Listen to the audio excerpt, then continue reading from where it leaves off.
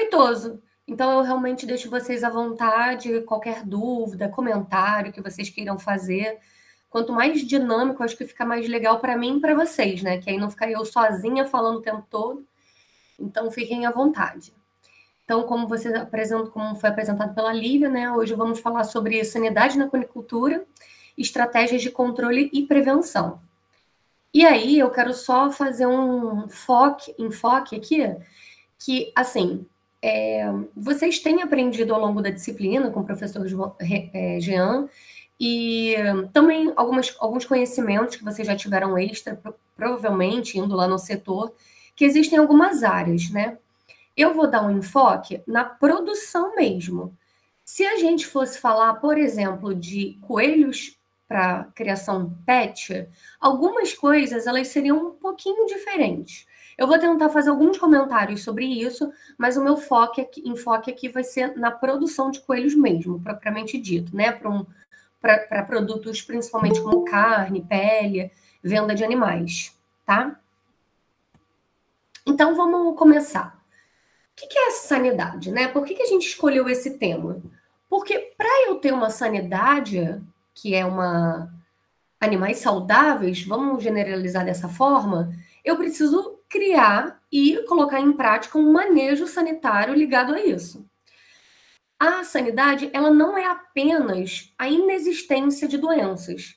Ela vai ser um conjunto de situações e de manejos que vai trazer o animal completo e saudável desse plantel.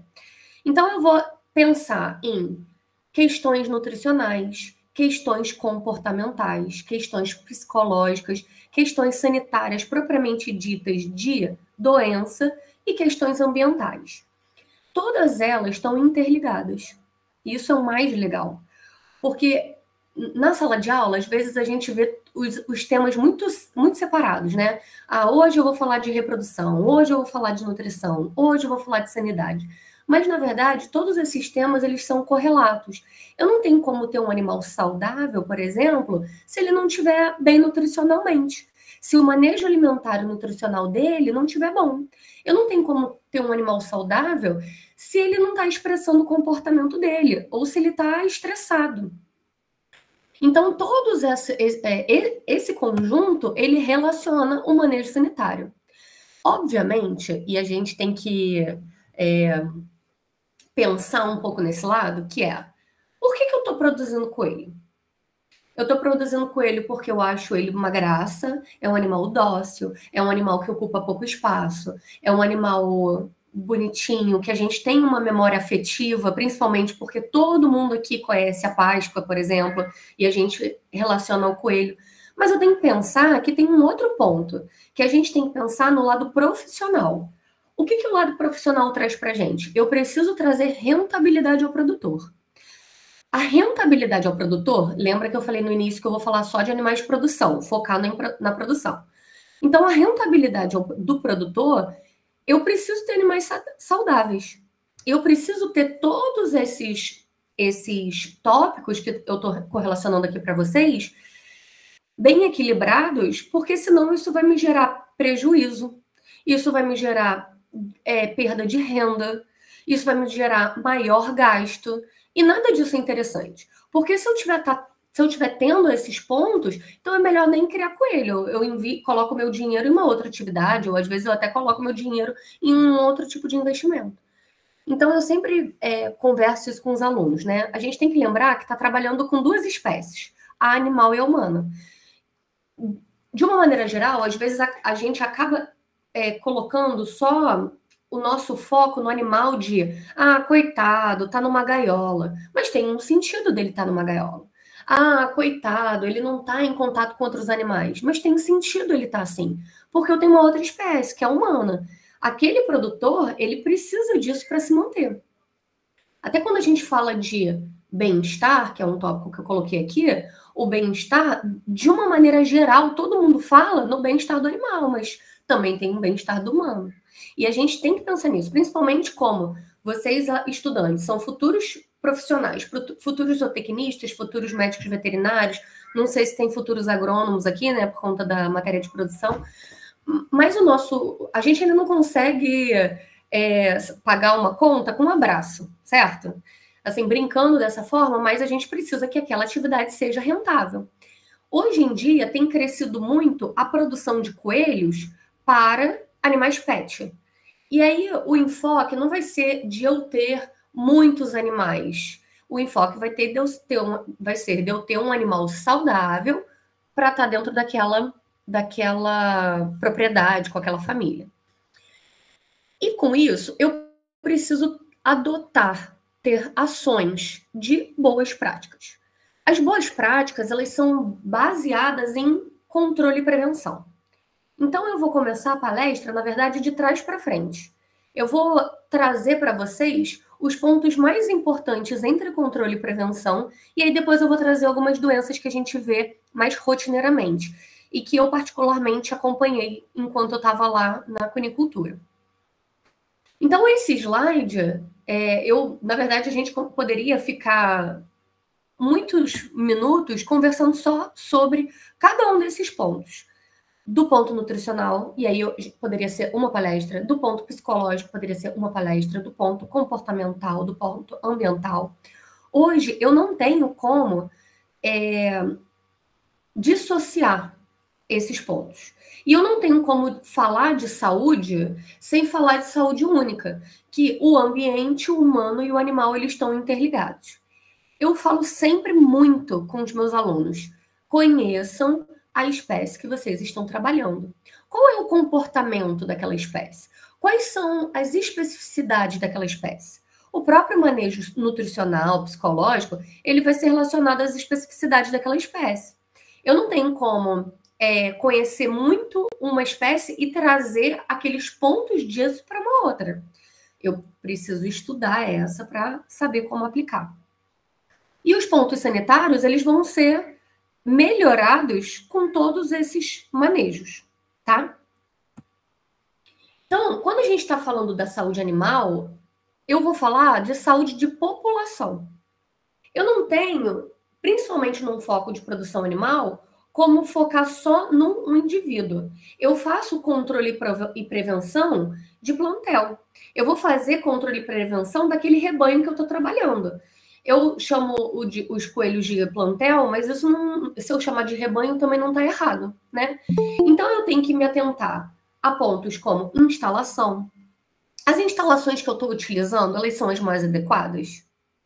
Elas têm o objetivo de trazer o bem-estar dos animais, trazer maior saúde. Eu tenho um melhor manejo desses animais.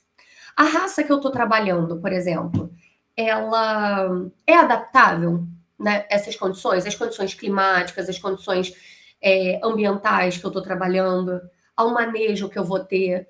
Elas são adaptadas ao objetivo que eu tenho?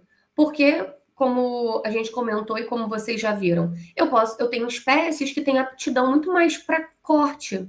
Eu tenho espécies que elas vão ter aptidão mais até para eu selecionar para reprodução, ou para serem assistencialistas, que tem crescido bastante.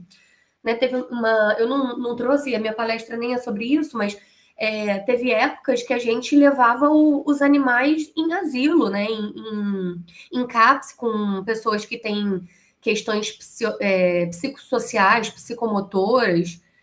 Que raças vão ser adaptadas? Quais são os manejos relacionados? E isso está tudo ligado à saúde desses animais.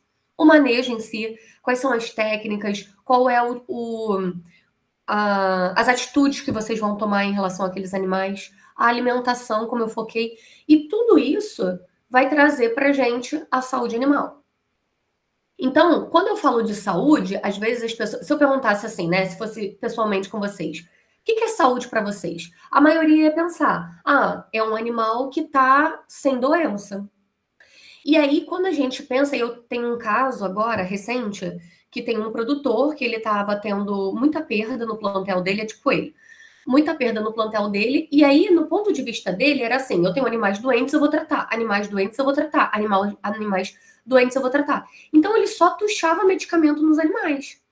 E a fonte primária, ele não estava conseguindo eliminar. E é aí que a gente entra com a prevenção e controle. Porque se eu voltar atrás nos passos, eu previno de tratamento. Tratar um animal é ok, eu tenho particularidades. Eu tenho um animal que vai estar com uma imunidade mais baixa, e aí eu vou separar esse animal e tratar, ok. Quando eu tenho um plantel que todos os animais estão acometidos com alguma doença, isso é muito prejuízo, porque eu estou tendo um gasto muito maior do que o esperado. O que eu espero? Não ter gasto com tratamento. É o ideal. No mundo perfeito. Obviamente, isso não acontece. Mas quando a gente foca na saúde de população, a gente pensa nisso. Controle e prevenção para evitar ter doença e evitar ter gasto, tá? Então, o que é um animal saudável? Que é o nosso ponto. Eu preciso saber o que é um animal saudável. Como é que vocês observam um animal? O que vocês vão olhar para ele e vão avaliar se ele está saudável ou não? Então, na teoria, ele é um animal que está adaptado ao meio que vive, produzindo o máximo do produto. Carne, pele, genética, poderia ter posto pet, por exemplo. Lembra que aqui é um foco de produção. Então, eu tenho que saber características básicas. Qual é a temperatura dele? Qual é a frequência cardíaca? Qual é a frequência respiratória? Porque se você olhar para o animal e ele tiver com uma frequência respiratória acelerada, isso vai ser acelerado em relação ao quê? Isso eu preciso saber. Todos os parâmetros que eu vou avaliar do animal, eles são baseados nos parâmetros normais esperados para aquela espécie. E aí você precisa conhecer elas. Então, por exemplo, 38, 40 graus é uma temperatura alta, concordam? Para a nossa espécie humana, a gente já considera que tem febre. E já entra já vai para o hospital, já entra com medicamentos. No coelho é totalmente aceitável. E é por isso que a gente precisa saber. E como é que a gente vai fazer isso? Eu preciso conter os animais para o exame da melhor forma possível. Eu preciso conhecer os parâmetros normais. Eu preciso identificar, saber entrar num plantel e estão os animais na gaiola. Quais animais são sadios? Quais animais estão doentes? Eu preciso avaliar o score de condição corporal desses animais. O que é esperado para a idade que ele está, para a categoria animal que ele está? Como futuros profissionais, esses são aspectos, e o zootecnista e o veterinário, ele acaba sendo muito demandado disso, porque são muitas espécies animais. Então, se a gente fizer comparativo com outras espécies, a gente toma um susto, né? Porque a variação de temperatura, a variação de metabolismo, a variação de frequência cardíaca, ela é altíssima. No geral, como é que eu vou avaliar a condição de escória? Eu vou olhar determinados locais. Isso pode ser semelhante, mas os parâmetros eles vão ser diferentes. E quando eu falo que ele tem que estar adaptado ao meio que vive, eu também tenho que pensar nas instalações desses animais. Eu vou falar um pouquinho mais para frente sobre manejo de controle nas instalações. Até porque instalação acaba sendo uma aula, né? Seria um outro tópico que a gente poderia se aprofundar aqui. E não era esse o objetivo. Mas para vocês saberem, até já para tirar um pouco do ranço, por que a gente põe coelho em gaiola? Né? Que talvez a maioria entre lá e fale, tadinhos, tá todo mundo em gaiola, poxa, eles não estão pulando nos campos verdejantes, né? Mas para o coelho, ele nasceu ali. Então, se você soltar ele, gera até desconforto e estresse, porque não é algo que ele está adaptado. Ele está adaptado a estar na gaiola. A gaiola é como se fosse a caverna dele, né? A toca. Coelho, naturalmente, na natureza, ele vive em toca. Se você for buscar, assim, ancestralidade, né? Coelhos soltos, silvestres, é tudo toca, porque eles são animais predados, então eles precisam se proteger. E a gaiola, ela entra como se fosse uma toca do coelho. Obviamente, ela, para a gente, no manejo produtivo, ela facilita a forma de eu lidar com o animal e também evita algumas doenças, porque eu afasto esses animais de ter contato com fezes, com matéria orgânica. Então, é para isso que a gente coloca, mas isso não é maus tratos. E a gente tem que começar a ter essa visão, abrir um pouco a visão da importância. Se você tivesse um coelho na casa de vocês, provavelmente ele teria um espaço delimitado, né? Trazendo para o coelho pet. Ele teria um espaço delimitado. Ou até viveria numa gaiola, mas uma gaiola de 2 andares, uma gaiola mais bonitinha, que no nosso ponto é melhor, mas não faz tanta diferença assim de bem-estar para o animal. Então, sempre se atentem aos parâmetros da espécie que a gente está trabalhando. E aí, um dos pontos que é mais importante em produção animal é a avaliação do score de condição corporal. E a gente fala pouco em coelho. A gente vê pouco também, sabe? A gente acaba falando mais de grande porte, né? Em ruminante, talvez em pequenos ruminantes. A gente fala muito sobre score corporal, a gente está muito adaptado a olhar e falar, tá com score baixo. Mas em coelhos, a gente precisa usar. Porque a avaliação de score de condição corporal, ela é excelente para a gente, de forma observacional, não precisando pesar o animal, a gente conseguir ter uma ideia do que está acontecendo naquele nosso plantel. Ou num animal especificamente. Ele está perdendo peso como? Porque eu pesei ele uma vez por semana. Mas e se você chegar numa propriedade que não tem isso? Você consegue fazer uma avaliação visual. Então, eu tenho uma escala que não modifica muito do que de outras espécies, de 1 a 5. Por exemplo, onde 1 é um animal caquético, que ele é considerado 25% abaixo do peso ideal, e onde 5 é um animal obeso, que ele tem mais de 20% acima do peso ideal. Mas aí vocês devem estar perguntando, mas qual é o peso ideal? Vai depender da raça. Se a gente estiver falando aí com Nova Zelândia, ele é um animal que facilmente chega a 4,5 kg, 5 kg. As fêmeas podem chegar até 5,5 kg. Se a gente estiver falando de um coelho anão, ele tem meio quilo.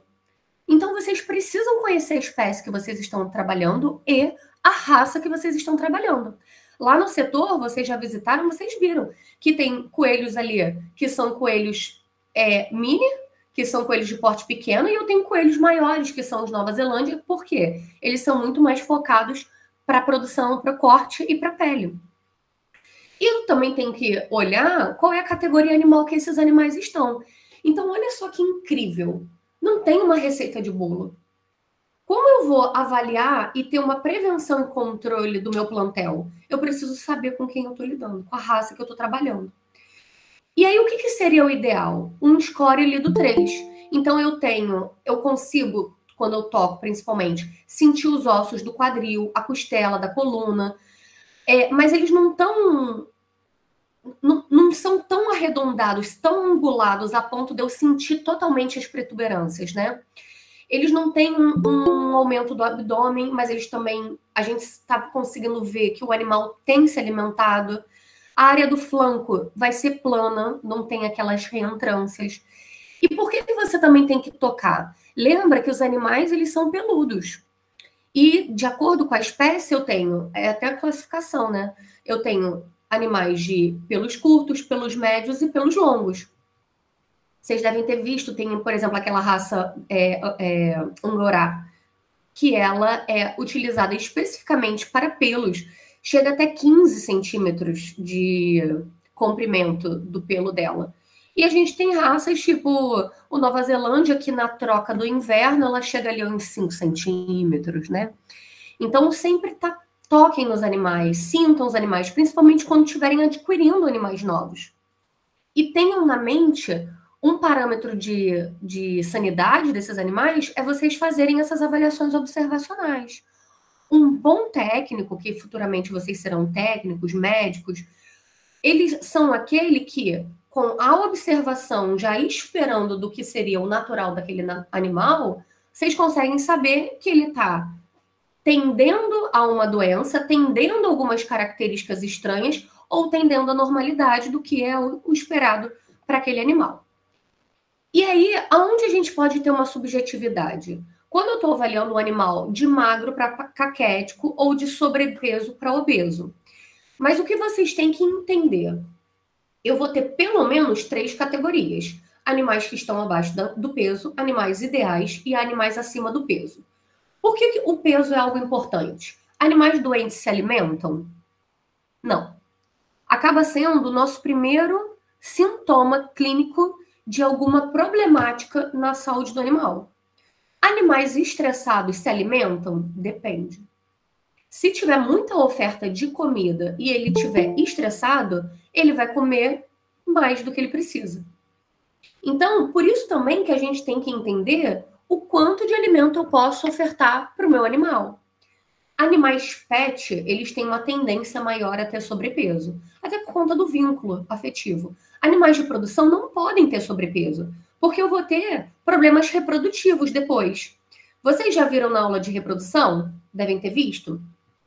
Como é que é o útero, né? Das coelhas, principalmente. Gente, o útero é um negócio desse tamanico. O oviduto é um negócio desse tamanho, super fininho. Imagina você ter um animal com sobrepeso, onde está tendo deposição de gordura nas vísceras. Eu não vou ter fecundação. E aí, se eu não tenho fecundação, eu não tenho novos filhotes. Se eu não tenho novos filhotes, acabou a minha produção. Então, por isso que, principalmente em animais de produção, eu preciso que tenham animais de score 3. Porque eu não tenho nem animais que não vão ciclar, que, por exemplo, são esses que vão estar muito magros, nem animais que podem não ciclar, e se ciclarem, eles não vão ter aptos a fecundar. Então, vocês entendem que todos os aspectos eles estão interligados? Eu não consigo avaliá-los de formas independentes? Eu preciso ter esses links na minha cabeça. E vocês que vão fazer esses links como futuros profissionais. Mas o que a gente caracteriza como uma doença? Alteração da função de um órgão ou de todo o corpo do animal. Dessa forma, eles não são capazes de produzir. Ponto. Linkamos o que a gente está falando até agora. Se eu quero um animal de produção e esse animal de produção tem que me dar um produto, se ele estiver doente, ele não vai ser capaz de produzir. E aí eu perdi a minha produção. E qual é o objetivo da minha produção? Pode ser assim, gente, eu tenho uma produção de coelho porque eu amo coelho, né? Pode ser. E aí você não está se importando com o ponto financeiro. Mas quando a gente pensa em produtor de coelhos, né, numa cunicultura, o objetivo é que ele tenha produto. E aí como é que eu aumento a produção? Eu aumento a produção ou aumentando a produtividade individual. Então, eu vou selecionar matrizes que me deem, em vez de 4 coelhos por cria, por gestação, 5 coelhos, vão me dar 6, 7, eu aumento. Ou então eu aumento mais animais na minha produção, porque aí eu aumento o número de coelhos na minha produção, né? Que eles vão ter na gestação. Agora, se eles têm questões de sanidade que afetam isso, acabou minha produção. E aí aqui eu trago para vocês 2 imagens. Eu acho que vocês não conseguem ver meu mouse, né? Conseguem? Vocês conseguem ver meu mouse? Sim. Conseguem? Top. Sim. Então, aqui eu trouxe 2 imagens. Esse coelho foi numa propriedade. Peraí, agora deixa eu ver se esse coelho foi numa... Foi numa propriedade. Nossa, agora me deu um bug na cabeça. De qualquer maneira, você consegue observar o quê? Que ele tá apático, né? Que ele tá... não tem muito aquela vontade de sair da mão. O olho tá assim, ó, baixinho. Ele já tem ali uma certa magreza. Então, a gente, olhando assim, dessa maneira, a gente já observa que tem alguma coisa errada com esse animal. Essa imagem aqui do meio, eu peguei até na internet. Mas por que eu peguei? Não é comum a gente ver animais, principalmente coelhos, parados assim. A não ser que eles estejam sentindo frio, com dor, com algum desconforto. Eles são animais que eles são um pouco mais ativos, principalmente em presença das pessoas. E a gente precisa saber isso. Teve uma propriedade que eu cheguei recentemente que tinha um coelho... Desculpa. Que tinha um coelhinho. Ele era filhote, deveria ter, não sei, talvez uns 40 dias de vida.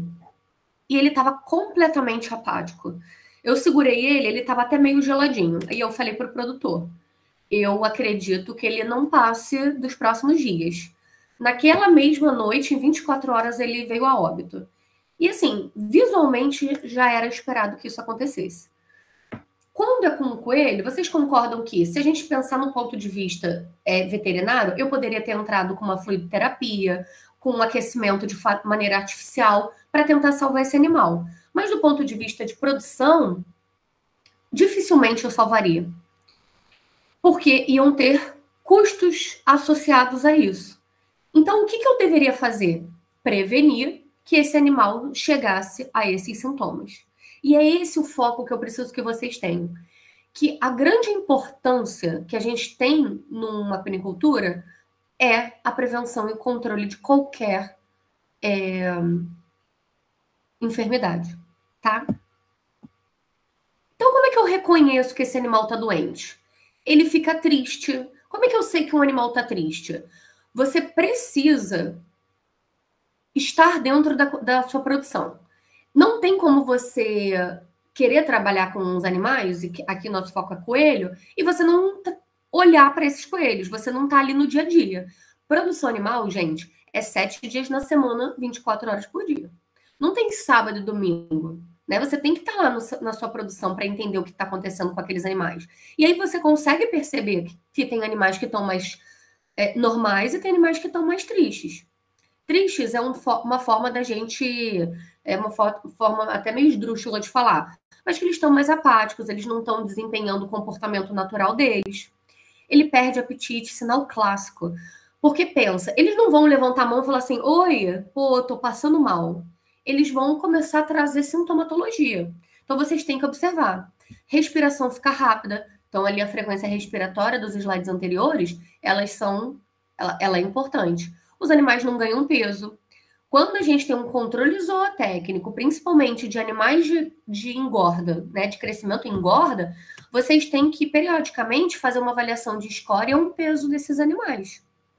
E aí, os animais não estão engordando? Epa, o que está acontecendo aqui no meu plantel? Ele está doente? A gente mudou a ração?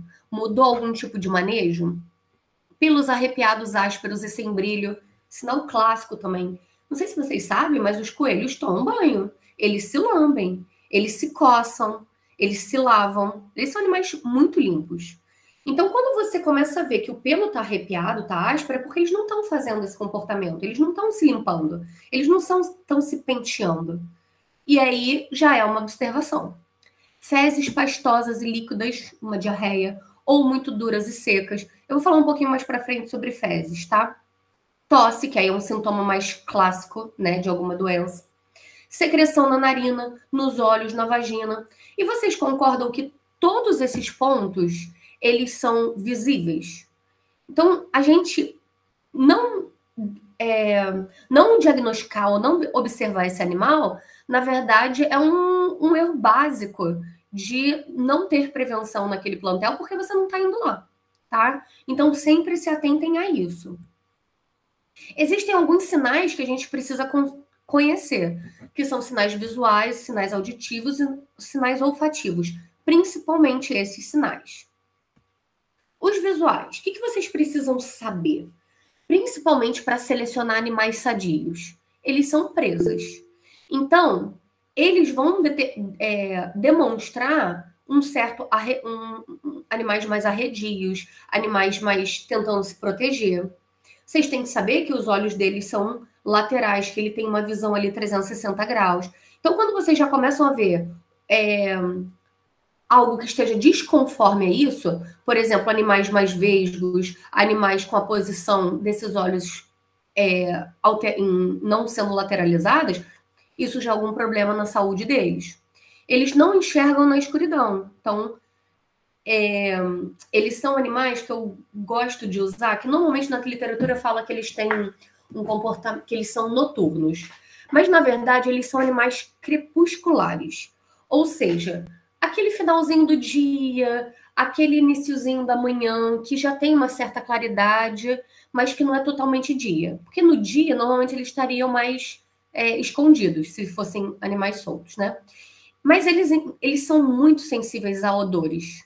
E aí não é odores e bigode, né? É para dizer que eles são sensíveis a odores e eles utilizam os bigodes para perceber o que está acontecendo no redor deles.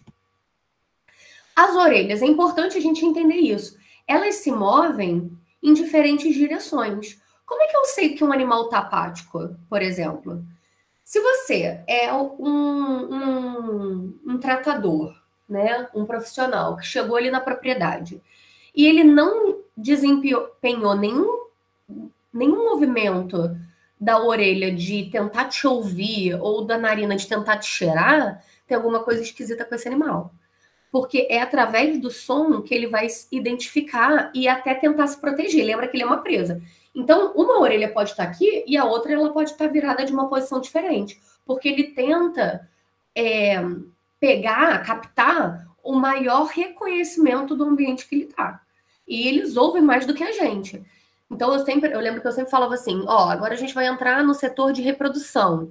Não falem alto, porque isso gera estresse, porque o som para eles é muito maior do que para a gente.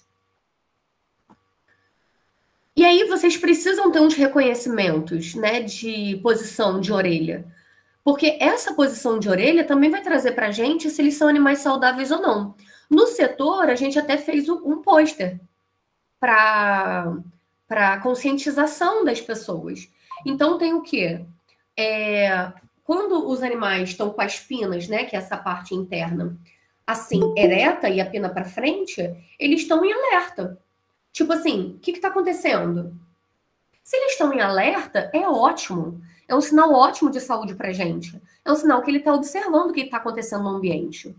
Quando ele está com medo, aí você já viu um animal mais medroso, a orelha alinhada com o dorso, os olhos às vezes ficam mais esbugalhados, a cauda fica ereta, a postura ela é mais retraída, como se ele estivesse se protegendo, quase querendo se esconder, porque é como se ele estivesse na toca, né? Então ele quase quer se esconder. As pinas elas podem estar voltadas assim para frente ou lateralizadas. E aí o medo, ele pode trazer para a gente até um erro de manejo do tratador. Por que aquele animal está com medo? É dele? Porque existem, obviamente, de personalidade do animal, mas ele pode estar sendo, não está sendo bem cuidado. Ou ele teve algum trauma relacionado a quem está lidando ali com ele, quem está chegando perto dele. Isso são pontos de observação. Por quê? Provavelmente é um animal que tem uma imunidade mais baixa do que os outros que estão ali em alerta. Lembra que os coelhos, eles são animais agregados, né? Então, eles sempre, se fossem soltos, né? Eles gostam muito de viver juntinho. Tanto que quando tem a fêmea com os filhotes, tá todo mundo um em cima do outro. Eles são animais muito gregários. E quando eles estão em bando juntos, tem sempre um que é tipo suricato. Então, ele vai ficar ali prestando atenção, depois eles trocam os turnos, sabe? É até bonitinho de ver. Tudo bem, tem esses aí que estão no suricatinho, no alerta, e os outros vão estar normais, mas aí eles estão mudando o turno. Quando a gente está colocando esses animais na gaiola, esses sinais de medo já pode trazer um alerta para a gente. Então, sempre observem os animais. Relaxado é maravilhoso. Orelha fica semi-ereta, pinas direcionadas lateralmente, tá nem aí pra gente, tá comendo na nossa presença. Isso é ótimo, mostra também um animal saudável. Um animal que ele está mais preocupado em se manter ali com o dia a dia dele, com a rotina dele, do que preocupado com qualquer outra coisa. Também pode se posicionar, né, ao longo do dorso. Então, existem formas de você observar. Aqui ele está totalmente relaxado, mas numa posição já de sentado, né? Deitado, de decúbito, assim, frontal. Então, isso é muito interessante, porque são animais que estão demonstrando estarem saudáveis. Agora, façam esses exercícios. Quando vocês estiverem no setor, olhem lá, dentro de cada gaiola. Vocês chegarem perto da gaiola. Isso vai fazer o animal ser receptível, ficar com medo, fugir, ficar atento. Isso mostra. A maioria dos animais lá, eles vão estar, de uma maneira geral, dando uma cagada para vocês, a não ser que vocês estejam com alguma coisa para comer, que aí eles vão querer a comidinha. Né? Mas, de uma maneira geral, eles vão estar lá, vão olhar, dar uma cheirada, não vão ficar com medo, porque eles estão muito acostumados com as pessoas, e isso é muito legal. E sempre se atentem a defeitos, porque esses defeitos, eles podem estar associados a alguma doença e também a algumas questões hereditárias. Então, em coelhos, a gente observa muito esses pontos que eu trouxe para vocês, mas principalmente as orelhas. Então, orelhas, quando a gente está lidando com animais de carne, a orelha caída não vai ser um tópico muito de descarte, né? Digamos assim. Porque aquele animal, em algum momento, vai para o abate. Mas se você estiver tiver numa propriedade de alta demanda, de alta genética, aí serão pontos que vão ser indagados, né, e vão ser observados.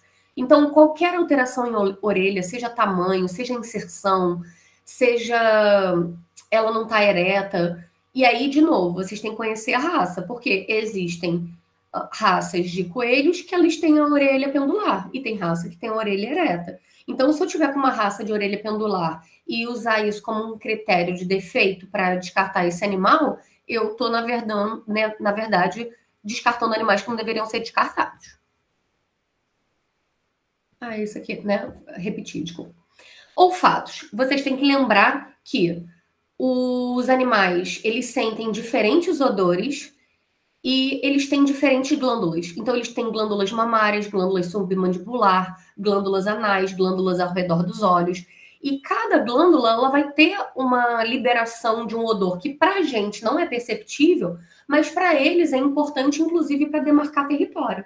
E esse, inclusive, é um dos motivos da gente botar a fêmea na gaiola do macho na hora da cópula. Porque, senão, o macho, que normalmente é mais territorialista do que a fêmea, ele vai querer demarcar primeiro a gaiola e depois cobrir a fêmea. E a fêmea, em contrapartida, vai se sentir mais dominadora porque ela está no espaço dela. Então, para vocês entenderem como está tudo interligado, tá? E isso também é importante da gente perceber, porque muitas coisas acontecem de sintomas clínicos a partir das narinas. Então, animais que tiverem secreções, tiver falta de pelo, tiver ressecamento, isso já são sintomas de alguma doença ou algum manejo sanitário incorreto. Então, por que a gente usa o manejo sanitário? Reduzir risco de aparecimento de doenças no nosso plantel, aumentar a produtividade do rebanho, gerar lucro para o produtor, já conversamos sobre isso, então vamos abrir o coração. E o manejo sanitário pode ser feito por meio de adoção simultânea de medidas básicas. É simples. Num ponto de vista geral, o que é mais caro? Eu criar um protocolo de controle e prevenção no meu plantel ou eu tratar uma doença que foi inoculada no meu plantel? Tratamento. O tratamento é mais longo, mais demorado e me gera prejuízos. Por quê? Eu tenho exemplo. Eu tenho um animal que vai ser para corte. Se eu entrar com o tratamento dele, por exemplo, com antibiótico terapia, eu vou ter que dar um tempo de meia vida. 3 meses? Hã? 3 meses? Depende da antibiótico terapia que você estiver usando. Normalmente é o dobro da meia-vida do medicamento. Mas você tem que dar esse período para abater. Aí tu perdeu já tempo de abate. Você perdeu, esse animal já não vai engordar da mesma forma. Não pode ter resíduo naquela carne. Olha o prejuízo. Você tem um gasto com tratamento e você vai ter um gasto de que não pode abater aquele animal para mandar para o mercado consumidor. Então, quando a gente entra com profilaxia e tratamento, supra-sumo, tá? E aqui, deixa eu ver se o videozinho vai passar. Isso aqui, gente, eu filmei, é um coelho do setor. Eu filmei lá na Semana Rural. Isso aí. Olha que gracinha. Ele tá tão adaptado com pessoas, assim, eu fiquei encantada. Ele tá tão adaptado com pessoas, ele tá tão bem adaptado ao meio que ele tá tomando um banho e fazendo um grooming. Que é exatamente isso, ó. Limpando o narizinho, comendo, lavando, molha a boquinha, lava uma orelha. Aí, deixa eu limpar aqui, tá um cheiro um pouquinho diferente aqui, deixa eu me lavar, puxei a outra orelha. Olha que coisa maravilhosa. Esse coelho tem sinal de alerta? Não. Tá com dor? Não. Ele tá com medo? Não. Ele tá relaxado. Tão relaxado que ele está exercendo o comportamento natural dele. Isso é lindo. Esse é um parâmetro que a gente precisa. Outros parâmetros que a gente poderia avaliar aqui. Como é que tá o olho dele? Como é que tá o score corporal dele? Se ele tá se alimentando, tá? Isso daqui, então, eu preciso conhecer o que é um coelho saudável. Apresento para vocês. Isso é um coelho saudável. Outro ponto que a gente tem que entender dentro da conicultura, que também seria, né, uma outra aula para vocês, mas que eu não posso deixar de falar, é a diferença de fezes para os secotrófos. O que um coelho saudável faz? secotrofagia ou secotrofia, dependendo da literatura que vocês lerem. E o que é a secotrofia? É um negócio maravilhoso, porque a natureza é perfeita. Como a fermentação maior desses animais, e o trato gastrointestinal é curtinho, e a fermentação maior vai ser no seco, e o seco é onde? Já lá na parte final do trato gastrointestinal, já quase perto do reto, então ele tem uma reabsorção, principalmente de vitaminas e minerais. E aí ele faz uma reabsorção diretamente dos secotrófos, não são de fezes, porque fezes seria um sintoma clínico, seria algo não desejado, direto das fezes, porque ele vai ter uma absorção maior. E aí os secotrófos, eles são isso daqui, parecem caixinhos de uvas. Eles são mais úmidos, eles são juntinhos. Quando a gente faz necrópsia, em alguns momentos, quando você abre o estômago, pode encontrar os secotrófos lá. As fezes duras, elas são já Nescau Ball, tá? E é o que eu desejo. Gente, sempre olhem cocô quando forem. Cocô traz muita informação de sanidade, de saúde dos animais na produção animal. Então, eu tenho um cocô que tá durinho, nas síbalas corretas, que são esses formatinhos de bolinha, top, animal saudável. Eu tô vendo secotrofo na gaiola. Ih, é um problema. Por quê? Se eu disse para vocês que o animal ele pega direto os secotrófos do ânus para fazer uma nova reabsorção, se eu tô vendo na gaiola, ele não fez aquela reabsorção. O que aconteceu? Teve algum estresse? Teve algum trauma? Ele tá com alguma doença? E, normalmente, a gente não observa isso no dia a dia, porque por eles serem animais crepusculares, eles vão realizar secotrofagia nos momentos mais calmos e escuros do dia. Então, durante o dia, eles não deveriam fazer isso, eles vão preferir fazer no momento que eles estão mais protegidos, tá? Então, sempre olhem cocô, sempre olhem o que é um animal saudável. Eita, foi. Então, a gente vem com as medidas de controle sanitário. O que a gente vai fazer, vai tratar com esses animais? Manter os animais bem alimentados e mineralizados. Isso da mineralização é muito legal. Eu vou mostrar para vocês duas doenças relacionadas à mineralização. Eles têm que estar bem alimentados para energeticamente e em níveis de metabolismo, eles estarem saudáveis.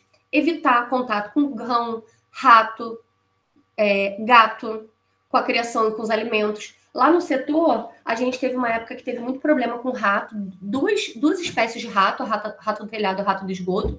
E aí isso era um problema, porque eles queriam comer a ração dos coelhos, né? E também tinha alguns pardais. Um produtor recentemente que eu fui visitar, ele não tem janela na propriedade dele, ele tem uma área em cima aberta e não tem tela. Então, isso facilita a entrada de, principalmente, pássaros. E a gente não deseja. Primeiro, eu estou perdendo dinheiro, porque além o coelho não está se alimentando sozinho, outras espécies animais estão se alimentando, e aí a comida que deveria ser para o meu coelho está indo para outras espécies animais. Segundo, eu posso estar carreando alguma doença para o setor. Por exemplo, eu não trouxe na apresentação, mas coelhos podem ter toxoplasmose. Então, a gente precisa evitar vetores que tragam isso. Outro ponto, coelho é presa. Então, quando eles veem esses outros animais, principalmente cães, eles vão ter um comportamento mais arredio, porque eles poderiam ser predadores, tá? Importante ter um quarentenário ou uma quarentena dentro da propriedade, principalmente quando estiver adquirindo animais novos. Então, sempre tenha um espaço para separar animais e para esperar pelo menos 40 dias, que é o ideal, mas em determinados protocolos a gente diminui esse tempo, para ver se os sintomas clínicos das doenças não vão aparecer. Um local apropriado para isolar os animais doentes. Lembra que a gente lida com saúde de população? Ainda mais que as gaiolas, elas são uma colada com a outra. Então, dependendo do que um animal tiver, isso pode ser passado de maneira direta ou indireta. Até da gente mesmo, se encostar num animal e ir para outro animal. Quando a gente faz isso, a gente está carreando algum tipo de doença que possa vir a ter. Então, se eu tiver uma área de isolamento, o que eu faço? Eu trato primeiro, os animais saudáveis, e aí depois eu entro para aquela área de isolamento que está com os animais doentes. Lá no setor vocês têm isso. Então, eu tenho uma área que fica principalmente as matrizes, que matrizes em lactação e gestação são animais mais sensíveis, imunidade mais baixa. Eu tenho mais em crescimento, engorda, e eu tenho um outro espaço, né, que é destinado àqueles animais que vieram da semana rural, que vão ser separados da semana rural, ou que tem um outro tipo de tratamento. Isso é muito legal. Aquisição de animais sadios, importante, controle zootécnico, histórico desses animais, e observar aquelas características também. Ele está enxergando, ele está ouvindo. Vermifugação estratégica, isso é muito legal. Lá no setor a gente faz, né, protocolos de vermifugação. O que é vermifugação? Nada mais do que manejo de controle e prevenção. Então, o que é melhor? Eu ter casos de parasitose, por exemplo, no meu plantel e ter que tratar um animal, ou eu fazer protocolos estratégicos de vermifugação? Protocolos estratégicos, tá? Vacinação contra as principais enfermidades. Existe vacinação em coelho? Existe. Qual é o nosso problema? Nós não temos em alta demanda no Brasil. Então, de uma maneira geral, a gente não usa vacinação em coelhos, porque é muito caro. Então, a gente teria que exportar. E o sistema de vacinação, dependendo do tipo de vacina, principalmente para micosomatose, ela tem um protocolo constante. E aí ficaria muito caro para um sistema de produção onde aqueles animais, daqui a 60, 90 dias, vão ser abatidos, né? No pet, valeria a pena? Valeria a pena, porque são animais que vão viver mais tempo, né? 8, 10 anos de vida. Só que entra no mesmo ponto, que são caras e não temos fabricações brasileiras. Então, esse é um ponto ruim, que seria uma excelente estratégia de controle e prevenção, tá? Na questão da vermifugação, ela deve ser feita nos animais que vão para a produção, nos animais que serão abatidos? Então, isso daí vai depender do tempo que ele vai ficar para ser abatido. Mas, de uma maneira geral, sim, deve ser feito. Por quê? Quando você faz uma vermifugação estratégica, você entra com protocolos, por exemplo, entra nesse mês, mas que vem no outro mês. E aí vai ter o tempo da meia-vida dele para sair, para não contaminar a carcaça que vai ser abatida, e você impede que tenha proliferação no plantel. Sim. Entendeu? E principalmente nas épocas que poderia ter mais pico. Só que aí entra num outro fator. Os coelhos, por eles estarem em gaiola, isso diminui a probabilidade de ter algum tipo de parasito. O que não impede. Como é que ele poderia pegar, por exemplo? A gente tem um plantel que utiliza, que está com hemeriose, por exemplo. Eu vou falar mais para frente dela, mas, por exemplo. E aí a gente tá nas fezes, sujou a gaiola, a gente não fez uma boa limpeza, veio o animal, digamos que a gente não fez uma higienização correta das instalações, entrou com outro animal, contaminou. Essas fezes também contaminadas, elas foram para ser utilizadas, por exemplo, para adubo. E não teve uma correta fermentação. Aí, essa plantação que foi adubada com essas fezes voltou para o coelho para ele se alimentar. A gente entrou com um ciclo. E aí, sim, a vermifugação estratégica ajudaria a gente a evitar esse tipo de situação. Eu agora estou com um produtor que ele está há 1 ano com problema de hemeriose. E por que ele está tendo isso? Porque ele não fez o controle e a prevenção, só tuchava tratamento. Então, a ração, ele colocava antiparasitário e antibiótico direto na ração, os animais consumiam, dava disbiose. O que é uma disbiose? É um desequilíbrio da microbiota. Essa disbiose aumentava cada vez mais a E. coli e a Eimeria, que já é natural do animal, e o ciclo ficava. E aí os animais, bem ou mal, as gaiolas são um do lado do outro, pode ter ali um contato direto e indireto. E aí, agora que a gente está conseguindo entrar com protocolos de controle e prevenção e diminuindo essas situações. Mas é sempre importante. Show? Ok. Sim. Outro ponto que é importante a gente fazer: separar os animais por categorias animais. Então, reprodutores, matrizes vazias, matrizes lactantes, crias, recrias, animal pet, animal de engorda. Por quê? O animal de engorda, o tratamento com ele vai ser totalmente diferente do animal pet. Eu já posso pensar em protocolos mais longos, por exemplo, de vermifugação para o pet, porque é um animal que vai ser fixo ali no meu plantel. Agora, o animal de engorda, por ele ser mais rápido, eu posso fazer um manejo básico ali, depois do desmame, para evitar, e dali um tempo, uma repetição, e aí ele vai ser abatido. As matrizes em lactação, eu tenho que tomar cuidado, porque elas estão em lactação e tudo que a gente medicamentar, digamos assim, vai passar de uma forma direta para os filhotes, né? Para os láparos. Então, a gente precisa tomar cuidado com isso. E outro ponto, facilita muito o manejo, né, gente? Quantidade de alimentação, de quantidade de ração que você vai ofertar, de feno que você vai ofertar.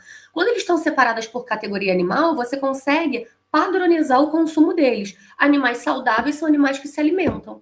E se você já colocar o consumo ideal desses animais e eles estiverem se alimentando, você visualiza melhor se esses animais estão saudáveis ou não. Então, separar por categoria animal é imprescindível, tanto para nossa facilidade de manejo, como facilidade de observação de animais doentes. E aí, a limpeza e a desinfecção do ambiente, das instalações, ela é imprescindível também.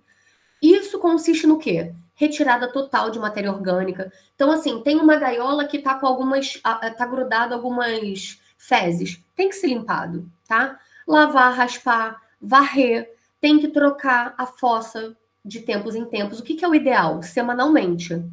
Mas tem muita coisa para fazer, não consegue fazer semanal, pelo menos a cada 15 dias. Queimar pelos. Os pelos são fonte de transmissões de ácaro, por exemplo, tá?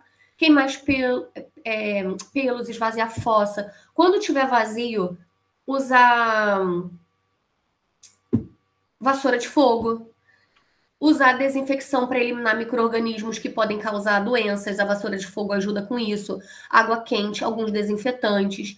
A gente só tem que tomar alguns cuidados. Quais? Verificar a toxicidade do desinfetante que a gente estiver usando.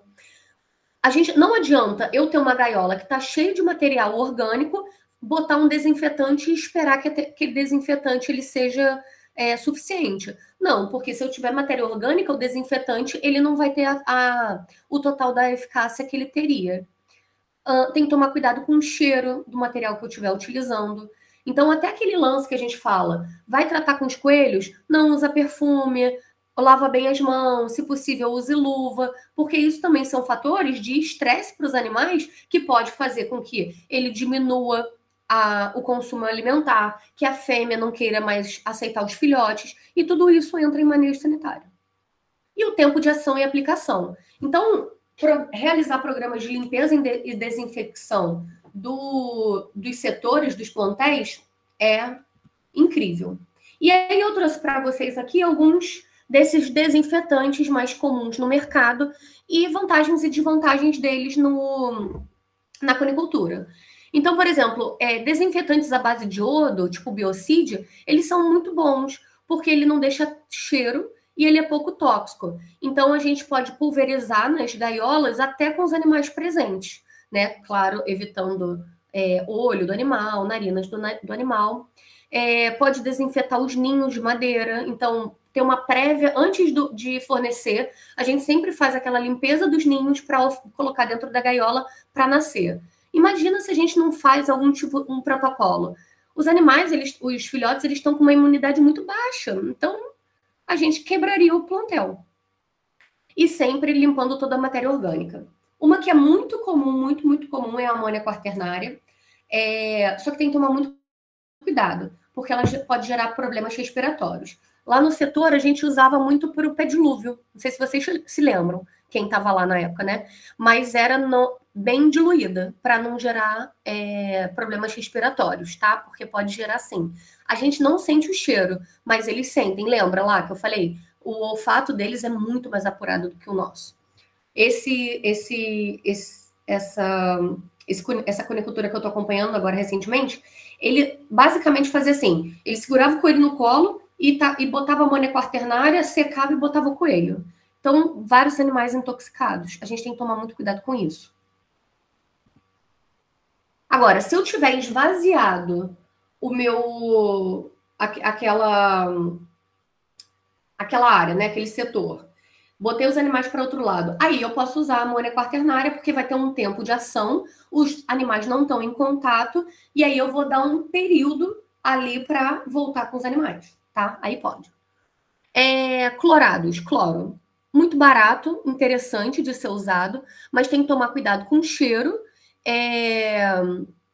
E a toxicidade para o animal, até porque em determinadas situações ela não vai se volatilizar. Então, não pode ser usado com o animal presente só nas instalações vazias. E pode ser usado também para desinfectar ninho de madeira e a própria gaiola, quando não tiver presença do animal. E quando for muito concentrado, é irritante. Tipo, outros desinfetantes, tipo fenol, cresol, de seus derivados, a gente pode usar com a instalação vazia, porque eles são muito irritantes, e aí os coelhos podem, inclusive, ter problema de pele, e aí tem que tomar cuidado. Não usar em ninho de madeira, porque pode ter resíduo, e aí vai afetar os láparos, né? Cal muito interessante para a gente usar nas fossas. Então, assim, ó, não consigo trocar a fossa semanalmente. Joga um pouco de cal. Ela inibe crescimento microbiano e ela também ajuda com a umidade, com a liberação de cheiro. Pode ser usado como pé dilúvio e é barato, tá? Então é interessante. Soda cáustica e cal virgem pode botar nas instalações vazias, principalmente no piso e nas paredes. Então, né, eu falei das instalações da quarentena, sempre utilize tela para evitar vetores. Então, tela nas janelas, tela em qualquer entrada, tela nas portas. Isso evita tanto predador quanto vetores. Limpeza correta das instalações e qual é o ambiente ideal para esses animais. Temperatura de 15 a 20 graus. Aí vocês veem como os coelhos lá no setor são adaptados, né? Verão de 45 graus em seropédica. Os animais, eles sofrem, mas eles se adaptaram. E aí a gente tenta controlar um pouco a umidade desses ambientes para eles não terem a sensação térmica maior. E aí vocês veem lá que tem algumas situações. As janelas são grandes, então facilita a ventilação. Isso é manejo sanitário, tá, gente? Plantação de árvores altas, que aí impede a incidência solar. A gente pode, lá no final da tarde, no verão, bate o sol, no final do dia. A gente poderia tentar fechar ou fazer a plantação mesmo para evitar isso, porque isso também entra em manejo sanitário. Umidade, né, do plantel tem que tomar muito cuidado. Esse daqui agora, depois do tratamento que a gente tem feito, do manejo que a gente está realizando, uma equipe, né, está realizando lá nesse coelhário que eu falei para vocês, quando eu cheguei lá, estava em 99%. Então, a umidade era tão alta e os animais eles estavam todos com sintomatologia clínica de diferentes doenças. E a gente tem que se atentar a isso. Sempre tentem fazer a retirada das fezes e o tratamento delas. Elas são altos focos de micro-organismos, bactérias, fungos, parasitos, como eumintos, como algumas sarnas. Então, sempre tratem essas fezes, tá? Pode fazer adubo, pode vender. As fezes dos coelhos são ricas em nitrogênio, fósforo e potássio. Então, é excelente adubo. Barato, gente. Aqui eu só trouxe essa solução para vocês saberem. Olha que barato. 20 litros de água, 200 ml de tintura de iodo, qualquer produção tem iodo, ou 20 ml de água sanitária. Água sanitária você compra 5 litros, R$6. Super barato. E é extremamente eficaz. Então, quanto vai ser o custo de um medicamento? Não vai ser mais barato do que a diluição disso, tá? Então, com o protocolo, por favor. E aí eu vou entrar rapidamente agora, até porque eu só tem basicamente 50 minutos, vou entrar, e eu queria dar um tempo também, se vocês tiverem perguntas, com algumas doenças. Principais doenças que a gente encontra e como é que falo? Comuns, são muito comuns, tá? E eu vou trazer, a maioria das doenças eu já tive contato com situações que aconteceram. A primeira que eu trouxe é um erro muito triste, porque é uma doença que é o mal de patas, o pododermatite, que é, gente, erro de manejo. Está associado, sim, com imunidade, mas pode acontecer principalmente com fêmeas recém-paridas, com machos muito tempo em contato com gaiolas, mas é um erro de manejo. Porque a gente observando e a gente trazendo alguns aspectos, algumas situações para facilitar a vida desses animais nas gaiolas, a gente evita isso. Então, eu tenho até uma situação. Quando eu entrei no setor, tinha um coelho lá, um reprodutor, que se chamava Pelé. Era um Nova Zelândia branco. Ele, dentro do pouco que me foi contado, ele era um excelente reprodutor. E ele estava com esses calos, com mal de patas. O que acontece? Ele não consegue cobrir, porque, principalmente se for na pata posterior, que é onde porque é o maior apoio deles, né? Ele não conseguia mais cobrir as fêmeas, ele sentia dor, começou a ficar infectado, então ele não tinha mais vontade de comer, começou a perder muito peso, a gente precisou descartar, né? Eutanasiar esse animal.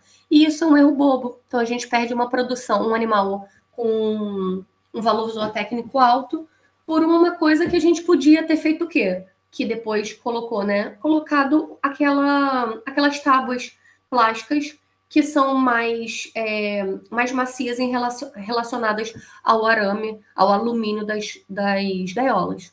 Então, é comum, porque os animais ficam muito tempo dentro da gaiola, mas a gente pode tentar usar algumas estratégias para evitar.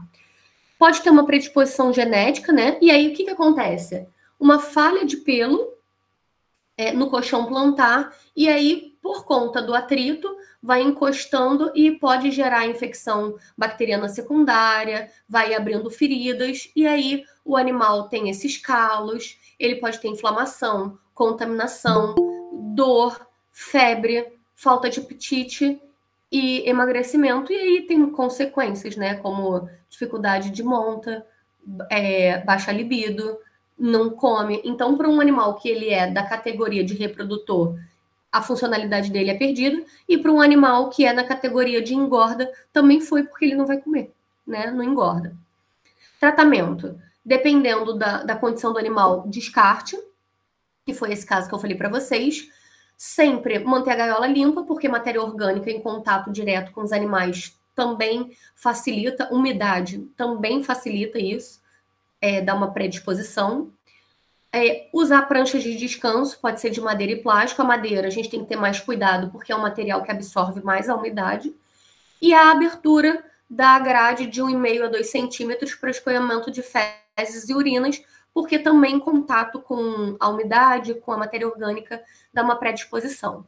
E se a gente conseguir pegar no início, tem como a gente tratar com asepsia, cauterização, solução iodada, aí o iodo servindo para várias coisas, né? Faz curativos e, dependendo da situação, se já tiver alguma infecção bacteriana, usar antimicrobiano. Algumas outras doenças, isso volta e meia em um setor, também é muito comum em cunicultura, é a papada verde ou dermatite úmida. Ela, eu botei aqui, vocês podem ler que está escrito bacteriana ou fúngica. Por quê? Porque pode ser os dois, tá? Ela é muito mais comum sendo bacteriana. A bactéria mais comum é a Pseudomonas aeruginosa. É uma bactéria que gera um pigmento, né? Tem a pioxina, piodermina, um nome assim que agora me fugiu. E aí ela gera um pigmento, por isso pioverdina, isso aí. Gera um pigmento verde, e por isso que se chama papada verde. Mas também pode ser por conta de fungo. E aí, normalmente isso acontece por quê? Por conta da utilização de bebedouro. E aí aquela região ela vai ficando muito úmida, ou então com uma instalação que está com a umidade muito alta, também gera predisposição. E aí a papada, ela começa na papada, mas ela pode se espalhar para as patas, para o pescoço, para a cabeça, dá infecção bacteriana secundária, gera abscessos, o animal fica reativo porque ele está desconfortável, tem dor, a gente não consegue manejar. E aí, o que a gente faz nesses casos? Tricotomia da área, então a gente vai cortar os pelos, secar, pode usar solução desinfetante à base de iodo também. Se for fungo, pode entrar com um fungicida. E um dos pontos que pode ajudar a diminuir a incidência disso é trocar os bebedouros de barro por alguns automáticos, ou diminuir o tamanho do bebedouro. Não sei se vocês já viram, por exemplo, as fêmeas, principalmente as fêmeas que têm o papo mais proeminente, e aí um dos critérios até de seleção é a observação desse papo, né? Porque tem umas, eu tenho, acho que já tem um tempinho que eu não vou no setor, eu não sei como é que estão as fêmeas. Mas tinha umas fêmeas lá que ela tinha o papo que parecia uma boia. A papada, né, dela parecia uma boia. Então, como ela tem o papo então parece uma boia. A predisposição dela ter isso é altíssima, ainda mais no verão, que eles praticamente deitam em cima e apoiam a cabeça em cima ali do bebedouro de barro. É comum, só que sempre visualizem, porque isso pode gerar um problema muito maior depois. E uma vez que você já instalou essa bactéria ou esse fungo ali na gaiola, isso pode passar para outros animais. Então, aqui é uma foto lá do setor, tá? Esses dois primeiros aqui. É uma fêmea que ela estava com essa papada verde, a gente pode ver mesmo, ó. E ela começa a ficar tão desconfortável que ela mesma tenta arrancar os próprios pelos. E os pelos, aqui, na verdade, tem até a presença dos dois agentes, tá? Porque quando tem a presença do fungo, o pelo começa a cair muito, que é principalmente por conta de dermatófito. E aí a gente tá vendo o pigmento verdinho, ó. Vocês conseguem ver? Aqui fica mais claro para mim, não sei se como tá para vocês. Sim, tá verdinho. E mostra que tá verde até nas patas. Isso aí. Então, por quê? Porque ela vai coçando, aquilo gera um desconforto. E aí já vai passar para a pata. Aí vamos lá, vamos fazer os links. Lá no vídeo que eu mostrei do animal saudável, o que o animal vai fazer? Grooming. Aí ele pega essa pata que tá cheia já de micro-organismo, vem na boca, puxa a orelha, coça o rosto, ficou todo contaminado. Sim. E aí essa daqui é uma fêmea. Digamos que ela esteja com filhote, passou para todo mundo. E o filhote tem uma imunidade muito mais baixa. Então, para o filhote vai ser pior, porque ele pode virar óbito. Aí aqui, por isso que a gente precisa ver os animais diariamente, entendem? Esse daqui do lado, ó, é lá, a foto do barro é lá do setor, e a foto do lado, que é tipo um bebedouro nipple, é desse produtor que eu tô acompanhando agora. Gente, um animal super se adapta.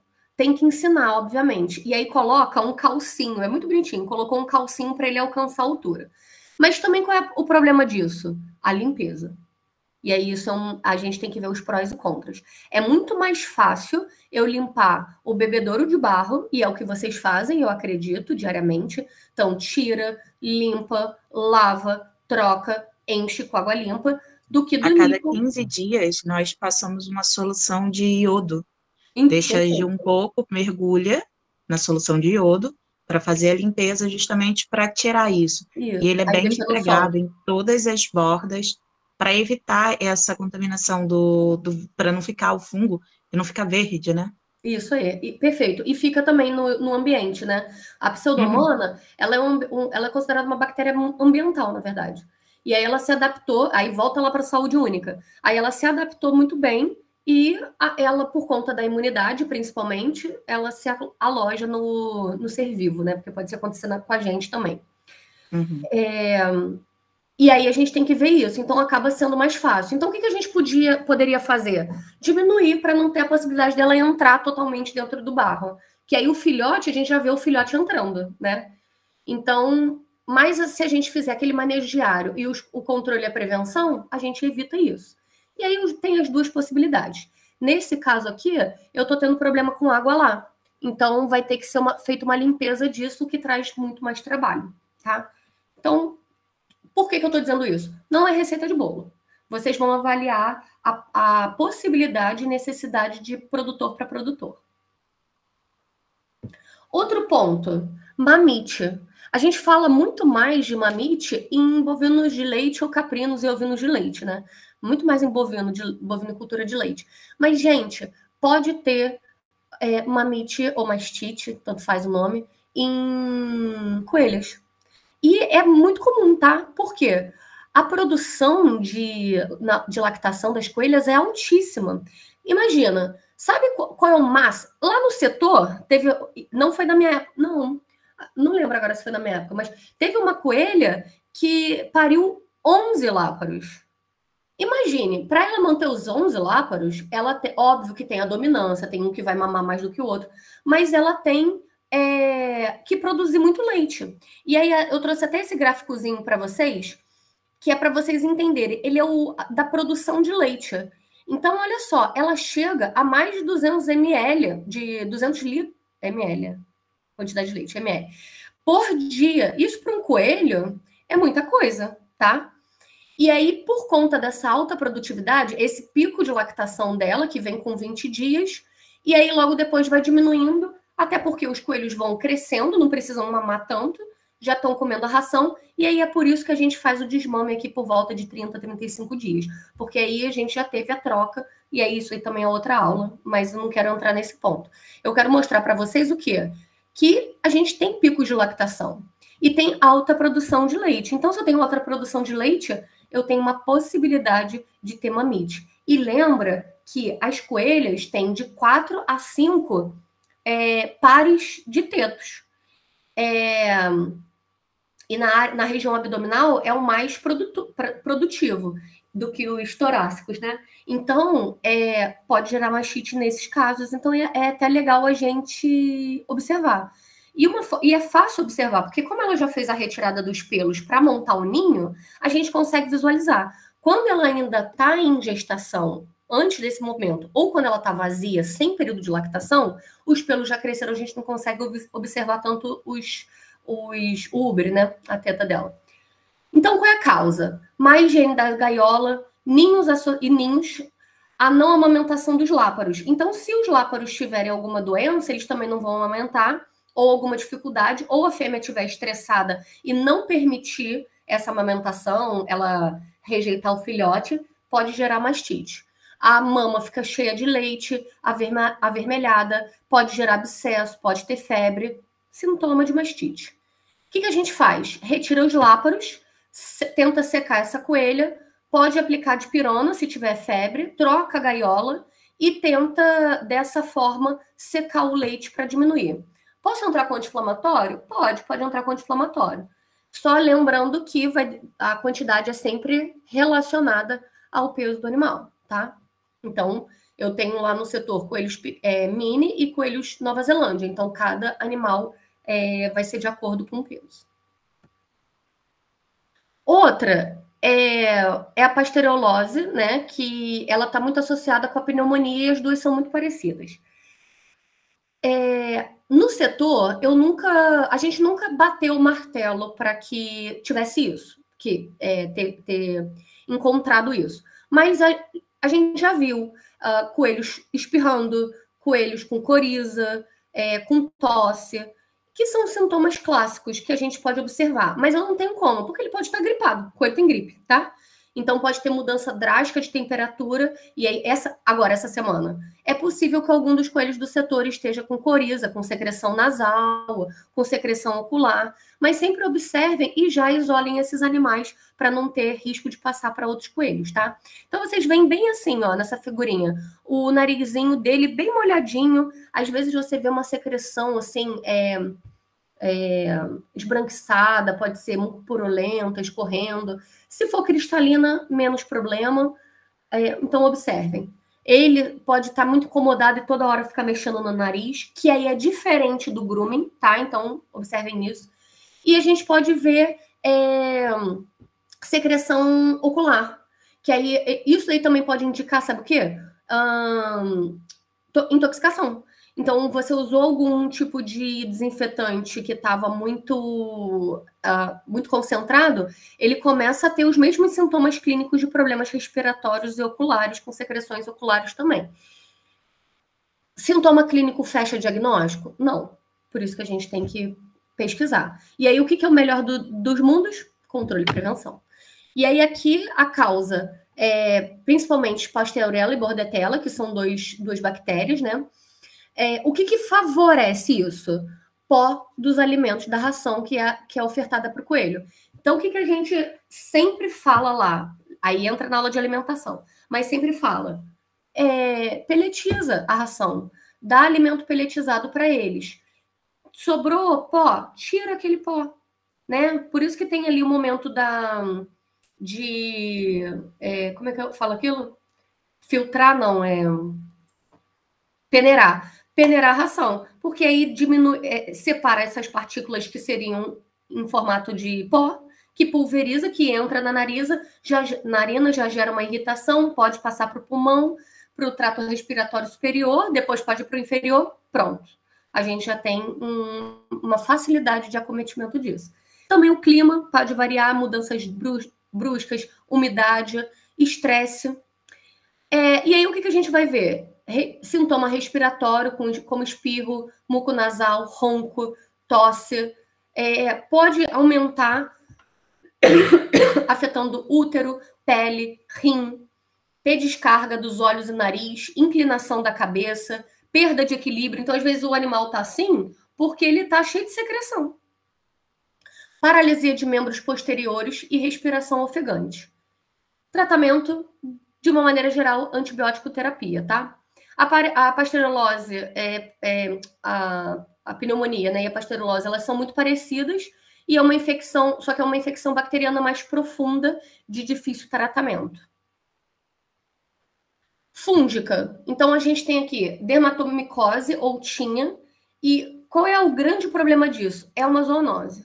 Então, se o animal tiver com áreas, principalmente circulares, ou de formas geométricas ao longo do corpo, e a gente segurar esse animal, e coelho é muito fofo, a gente quer pegar no colo, né? A gente pode ter também. E aí existem vários micro-organismos que podem originar isso. Então, tem Trichophyton, tem o Microsporum, tem a Corium. O que traz uma predisposição disso? Excesso de umidade. Então, se eu tiver uma instalação com alta umidade, com pó, isso gera uma predisposição. Aí, ó, vocês já estão linkando com tudo que a gente falou no início da palestra, sobre a ambiência, sobre as instalações, sobre a limpeza. O que a gente tem de sintomatologia? Alopecia, que é, na verdade, áreas sem pelos, né? Então, pode ter na frente da cabeça, nas órbitas, ao redor dos olhos, no nariz, na boca, na base da orelha, pode estender para outras regiões, ter erupções cutâneas, e o animal começa a se coçar muito. E aí ele está totalmente desconfortável. O que acontece? Para de comer, para de estar relaxado, estressa, e aí é só ladeira abaixo. Como a gente trata? Isola o animal e usa fungicida. Na gente também, tá? Vai ter que usar fungicida tópico e pode usar oral. Então, melhor evitar, gente. Higienização, desinfecção de gaiolas, comedouro, bebedouro, e pode passar fungicida nos ninhos, principalmente se você já tiver caso na sua propriedade. Uma que é muito comum, eu ouço falar, na verdade, de outras paniculturas, nunca vi lá no setor, nunca ouvi falar de estar no setor, mas a gente pode não ter detectado, né, identificado, o encefalitozoom cuniculi, que ele pode gerar muitos sintomas clínicos. Então, pode ter miocardite, pode ter encefalite, placentite, que aí gera aborto, pode ter problema ocular, como catarata e glaucoma, e pode vir a dar morte súbita. Se eu não me engano, essa foto aqui é no setor da direita. E tinha uma coelha lá, a Madá, acho que ela já foi abatida, que ela ficou com... Ela teve um problema ocular que ficou bem opaco. Bem parecido. Bem parecido, né? Só que o dela, a gente conseguiu... A suspeita não era fungo, não era essa doença, era má oclusão dentária. Olha que loucura. É por isso que não é só... tá com problema ocular, então é encefalitozoonose. Não. Então, a gente tem que tomar cuidado. Pode ser uma zoonose, porque fungo, de uma maneira geral, é zoonose e não tem tratamento. Então, a gente tem que abater o animal e tomar cuidado para isso não se espalhar no setor. Graças a Deus, essa eu nunca vi lá. mas a doença hemorrágica do coelho, muito comum, assim, muito comum que eu digo, já ouvi casos. Ela é um vírus e é transmitida muito rapidamente no plantel, por isso que ela é muito crítica e grave, as pessoas têm pavor dessa doença, porque ela passa de forma direta, tanto um coelho com o outro, quanto a gente. Encostar num coelho que está com esse vírus e passar para o outro, ou até dependendo de como tiver a posição de gaiola. Ela entra de uma forma pelas vias nasais, conjuntivais e orais. Que sintoma que esses animais vão ter? Sintomas nervosos, então o animal ele pode ter dificuldade de locomoção, ele pode ter problemas nervosos, pode ter problema respiratório, anorexia e apatia, que aí entra como sintoma inespecífico, né? Ela é muito agressiva, então uma vez que ela é instalada, ela derruba o animal inteiro e começa a gerar convulsão e hemorragia no animal. Então essa foto aqui a gente consegue ver o nariz dos animais, eles estão com uma concentração de sangue muito alta, porque teve uma hemorragia nasal, né? E os dois animais. E aí, quando você faz uma necrópsia, você começa a ver pontos hemorrágicos nos órgãos. Por isso que, o que é o protocolo ideal de tudo? Animal morreu, faz a necrópsia. Porque algumas coisas a gente já consegue até descartar com a necrópsia. E geralmente eles morrem rapidamente. Teve um sintoma nasal, então teve uma hemorragia pelo nariz, ele vai morrer em poucas horas. Não tem tratamento, teria vacinação, que é a vacinação que tem em coelhos, que é para doença hemorrágica do coelho e para mixomatose. Mas entra naquele caso que eu falei para vocês de a gente não conseguir importar. E a mixomatose, que é o grande terror das puericulturas, ela é uma doença viral e, gente, ela é muito bizarra, porque a transmissão dela é através de inseto. Então, se tiver um mosquito que picou um coelho que está com mixomatose e pica outro, acabou, passou. Desculpa que meu gato, ele teve uma tosse agora, eu fiquei empeoropada, mas tá tranquilo. Então, pode ser qualquer inseto que seja hematófago. Então, pode ser mosquito, pode ser mosca, pode ser piolho, mutuca. É mais comum mosquito. No setor, em 2019 para 2020, se eu não me engano, ou 2020 para 2021, não lembro agora, teve mixomatose. É uma doença de notificação. Teve que fazer quarentena. Eles ficaram 2 anos ou 2 anos e meio sem produzir. Aí até que no ano retrasado eles reativaram o setor de cunicultura lá. Então é um terror exatamente por isso, porque você precisa acabar com um plantel devido à gravidade.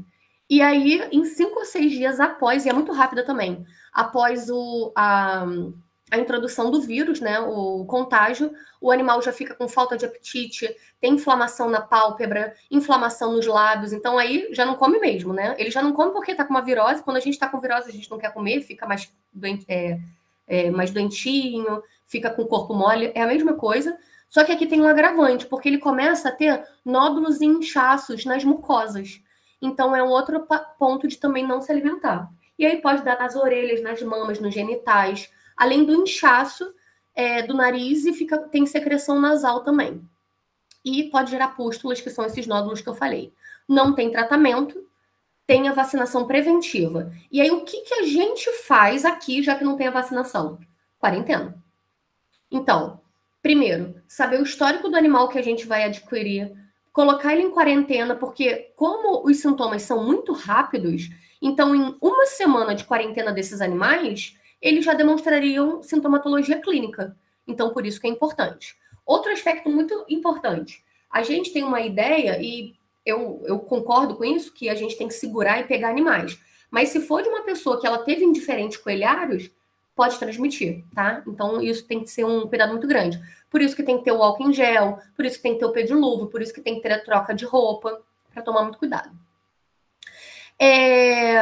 E é isso, é a forma de... E eles podem morrer, também virar óbito, antes da gente tentar tratamento ou até antes da gente identificar, porque entre a 2ª e a 4ª semana eles podem virar óbito. Então, sempre que virem nódulos, assim, nos coelhos, e algumas feridas em região de mucosa, seja ocular, vaginal, desconfiem de mixomatose. Raiva. Eu nunca vi, porque aqui no Brasil a gente não tem histórico, mas eu quis trazer para vocês só para saberem que a raiva é uma doença possível de ser acometida nos coelhos. Nós não temos histórico, nós não temos casos, né? Eu nunca vi, mas é aquilo, sempre é importante. E aí, de novo, por isso que é importante evitar outros animais. Sabe animais que eu já vi? Mico, aqui na rural, tá? Então, um cachorro com raiva mordeu um mico, o mico estava já com sintomatologia de espumando e tudo. Então, imagine lá o setor sem tela, com comida, tem aquelas copas de árvore que tem os micos. Entra no setor, pode passar. Então, sempre se atentem, isso só é bom a gente saber. Está erradicado praticamente aqui na terra mesmo, mas não tem cura. Então, é o abate, fazer o quê? Profilaxia e vacinação. E aí a gente entra em algumas parasitárias, a mais importante delas é a coccidiose, que é a himeriose, e aí é por isso que a gente colocou eles na gaiola. Mas o que vocês precisam saber? A himéria, ela já faz parte da microbiota natural dos coelhos. Tadã! É muito engraçado, né, a gente pensar nisso. Porque a gente só pensa na himéria e na coccidiose como o quê? Que é a mesma coisa, tá? É o nome da doença e porque geram coccídeos. Como um patógeno, uma doença horrorosa. Mas elas já estão. E o que acontece, então? Quando o coelho ele entra em algum estresse, manejo errado alimentar, nutricional, estresse, o tratador não tem paciência, trata ele de qualquer maneira, muitas pessoas, mudança de ambiente, isso gera uma disbiose. E aí a himeriose, ela cresce muito rápido. E aí o animal tem principalmente diarreia, porque com o crescimento há uma produção rápida de fermentação de gases, de produção de gases por esses micro-organismos. Então, essa figura aqui embaixo, ó, é até isso, a gente vê o trato gastrointestinal, ele está até quase necrosado. Ele fermentou tanto, isso é um seco, né? E aí depois o intestino grosso. Ele fermenta tanto que ele começa a produzir gases, já não consegue ter uma passagem sanguínea, da circulação sanguínea, e começa a necrosar. É um animal que ele não come, em algum momento ele vem a óbito. E a gente tem que tomar muito cuidado. E aqui na figura de cima são órgãos com os coccídeos, né, da himéria. Tem tratamento se você observar isso no início. E aí você pode entrar com alguns antimicrobianos, principalmente a base de sulfa. E aí o que é o melhor aqui? Não deixar esses animais em contato. Então eu descobri isolei, limpei aquela gaiola dele, limpei a fossa, e como é que eu observo? Tem aqui, ó. Não sei se vocês conseguem ver. Essa última foto eu tinha um vídeo, aí eu tentei fazer um print do vídeo, que eu não botei o vídeo aqui. Mas ela é fezes líquidas. E o que é como é que fala? Um chamativo para a gente saber se pode ser himéria ou não. Himeriose, coccidiose ou não. Mesma coisa, tá? Sinônimo. Elas são fétidas. Elas têm um cheiro de podre, pode ter alguns filamentos de sangue, até por conta de alguns pontos de necrose. Então, se atentem às fezes dos animais. Falei para vocês, hein? Cocô é muito importante. É um sinal clássico de o animal tá bom ou não. Aqui é um animal, ela do setor. É um animal que tava, eu acho que era aquela coelha que era da Mariana, que esqueci o nome dela. Carmela? Não, a Carmela era uma mini. Aquela que a Mariana, que foi estagiária, que faleceu. Sim. Eu acho que eu sei, mas era uma mini também. Eu acho que eu sei. Mas isso, ela era uma mini também, mas não era a Carmela. Ela tinha. Esqueci o nome dela. Ela tinha, gente, quadros seguidos de diarreia. E aí eu trouxe para vocês verem como fica a aparência de um animal. Ela fica totalmente com as fezes aqui, ó, no ânus, encostada. Isso é desconfortável para o animal. A gente entrava com tratamento periódico com ela, principalmente com prebióticos e probióticos, para tentar equilibrar ali a microbiota. E aqui eu só tirei o nome do tutor e do veterinário, né, para ser mais ética, mas é um laudo parasitológico dos animais de uma cunicultura que eu tenho tentado ajudar, de coelhos, é recente, tem a data aqui, ó, é de mês de maio. Então, o que eles fizeram? 3 coletas e avaliaram presença de eméria e eles fizeram a contagem, tá? De gramas de ovos de eméria por fezes. Olha isso. 4.150, 6.700, 3.600 ocistos por grama de fezes. Isso é muito alto, porque basicamente, quando a gente faz uma avaliação coproparasitológica, é presença ou ausência de eméria. Então, tem presença, está contaminado. Não tem presença, não está. E aqui não é só presença, são muito oocistos. E isso aqui é altíssimo de um animal muito acometido, então ele está totalmente doente, né? E aí fica magro, tem diarreia, não come e vem a óbito. Outra sarna que é comum, aí eu vou tentar acelerar, também são fotos minhas, vocês conseguem ver aqui na borda, fica uma crosta. Existem 2 tipos de sarna, principalmente em coelhos, que são a Sarcoptes scabi e a Psoroptes cuniculi. A diferença delas é que principalmente uma é de orelha, que é a Psoroptes cuniculi, e a do corpo é a Sarcoptes. Então, a gente já consegue diferenciar a espécie, isso é muito legal até para o tratamento. Só que se a gente estiver tendo protocolos de vermifugação, eles também tratam as sarnas. Então, por exemplo, ivermectina é um negócio que trata tudo, né? Por isso que ela é amplamente utilizada. E aí a gente poderia fazer um protocolo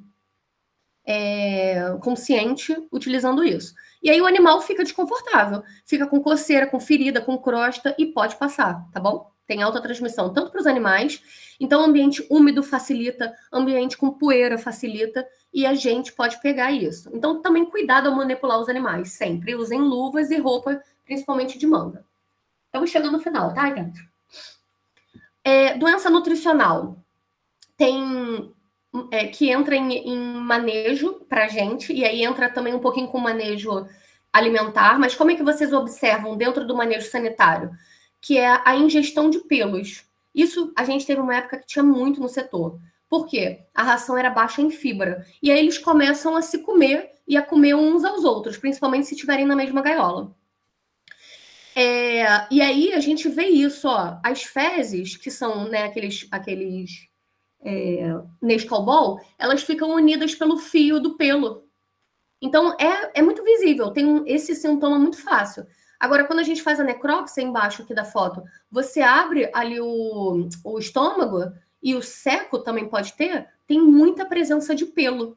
E isso é uma deficiência nutricional. Então, facilmente, você observa esses sintomas e pode fazer um manejo alimentar mais adequado. Entende? Porque está tudo conectado. Aqui é muito legal, que a gente vai falar da hipocalcemia e da hipercalcemia, mas só trazendo um fundamento do cálcio. O cálcio nos coelhos, ele é de via ativa, então ele tem que ser ofertado na dieta.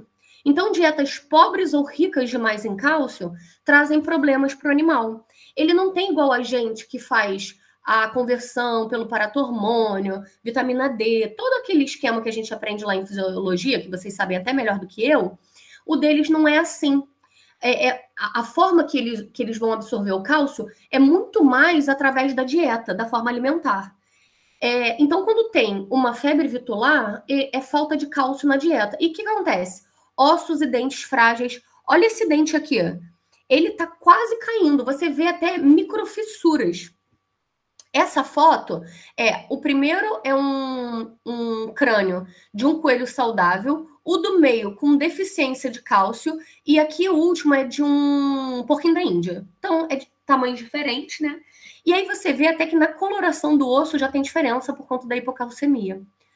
E aí o que a gente faz para liberar isso? Troca a ração e fornece mais cálcio na doença.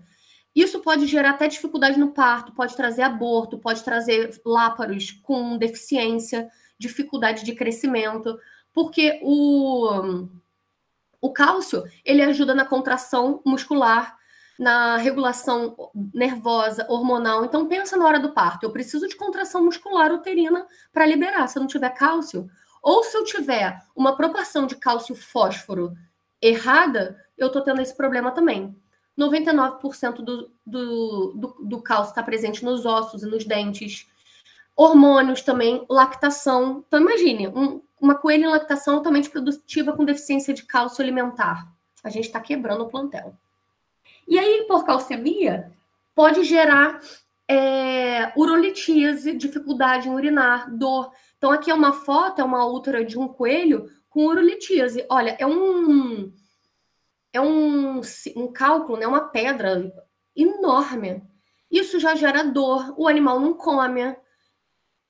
O que é o manejo aqui?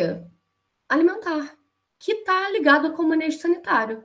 Então, nesse caso, vai ser cirúrgico, e aí a gente tem que pensar se vai trazer ou não, fazer sentido ou não para o animal de produção, troca de ração e fornecimento de cálcio. Agora tá bem no finalzinho, gente. Acho que mais 2 ou 3 slides eu acabo.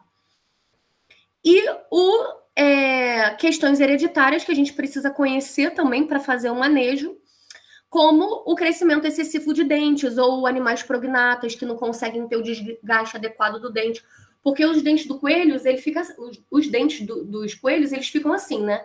Lembra que ele tem 4 incisivos superiores e 2 incisivos inferiores. Nessa foto aqui, ó, que tá cerrado, dá para ver direitinho. Vocês veem, acho que meu mouse sumiu aqui. Vocês veem que tem um cotoquinho aqui e já um dentão. Então aqui é a primeira fileira de dentes incisivos e aqui a segunda. Eles são menores. Eles ajudam na apreensão e também na mastigação dos alimentos.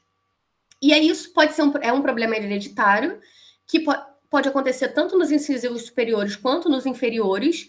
E aí pode deslocar a mandíbula, maxilar, pode gerar inapetência, porque imagina o dente, essa foto aqui primeira, o dente crescendo, como é que ele vai comer? Ele não come.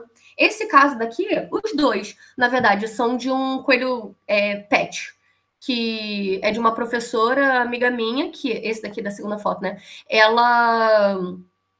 Ela comprou o coelho, ele era prognata, tinha um crescimento enorme dos dentes, não tinha desgaste. Primeiro eles fizeram a raspagem do dente. Depois eles fizeram a retirada dos dentes. O animal se adapta, tá? Porque ele ainda tem molar. Ele só não vai ter mais os incisivos para capturar, né? Para pegar.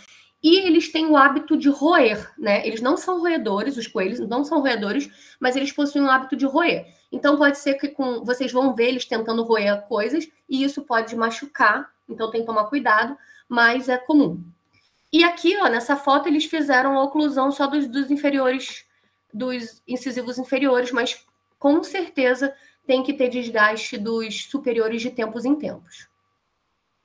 E aqui é a coelhinha lá do setor também. Eu não sei o nome dela, mas ela tem, na verdade, uma displasia coxofemoral.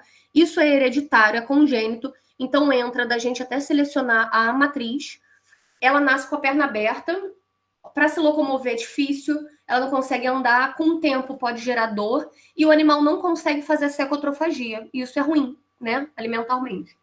Então, a indicação, de uma maneira geral, é a eutanásia, mas existem alguns tratamentos, ainda mais hoje em dia, que isso é para coelho pet, obviamente.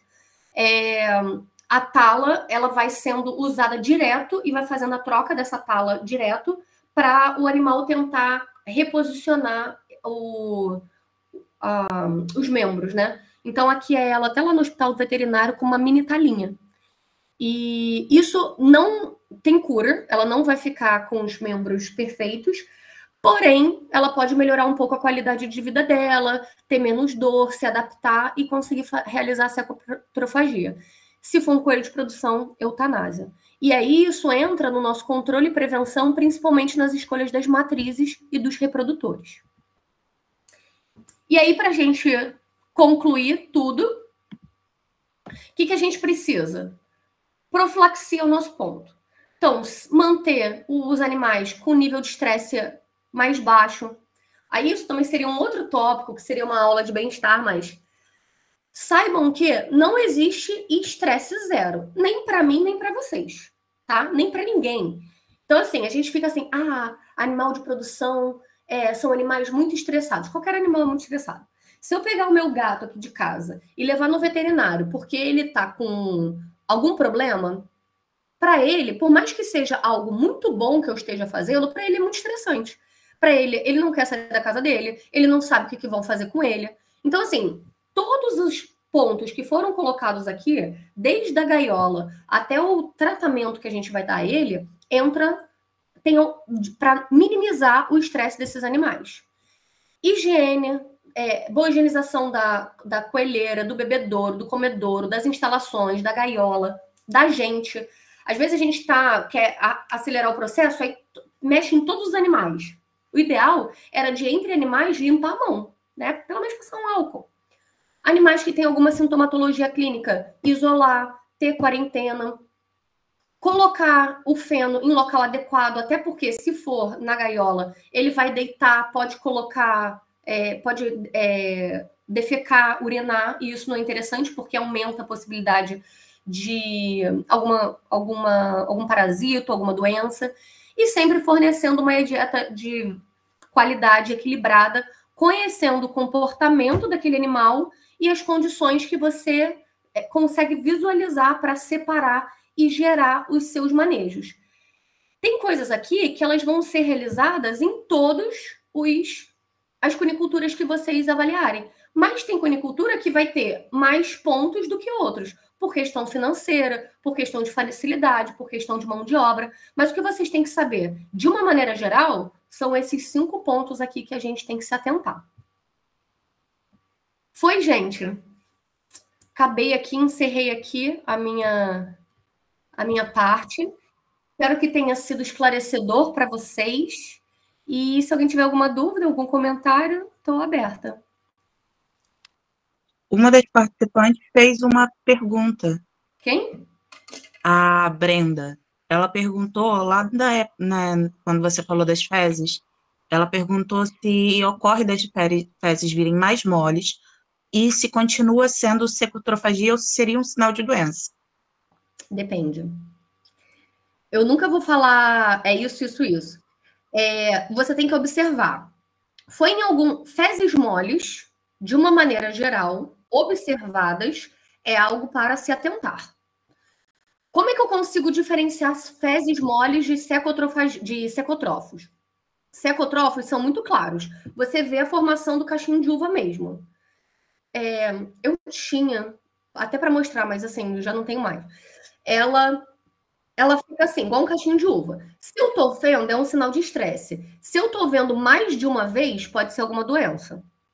Então, sempre se atente. Agora, a gente está numa época que agora está mais seco, mas sei lá, está numa época mais úmida. Isso pode estar afetando também no alimento que ela está consumindo, na ingestão de água que ela está consumindo, e isso vai afetar nas fezes dela. Então, sempre observe. Agora, se for uma frequência maior, tem que tratar, tem que entender o que está acontecendo. Ok.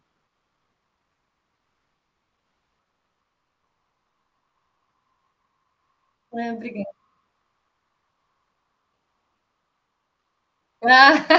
Que bom que eu ajudo. Legal. Pode falar.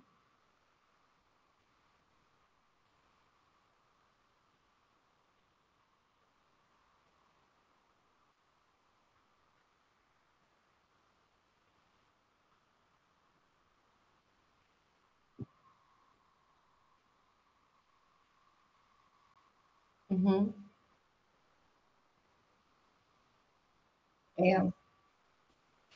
Então, depende também, né?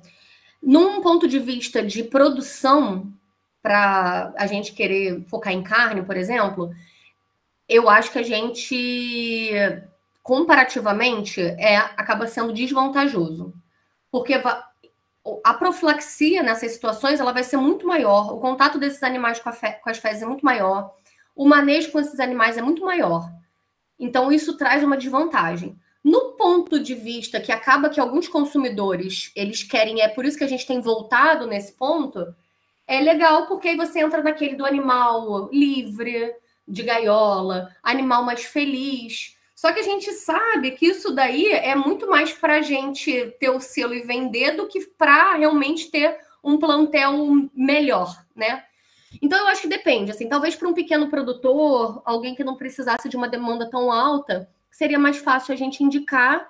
E eu, por exemplo, gostaria de fazer ali no setor, no lado de cá, ter um mini experimento ali com animais soltos para a gente até conseguir fazer essas comparações.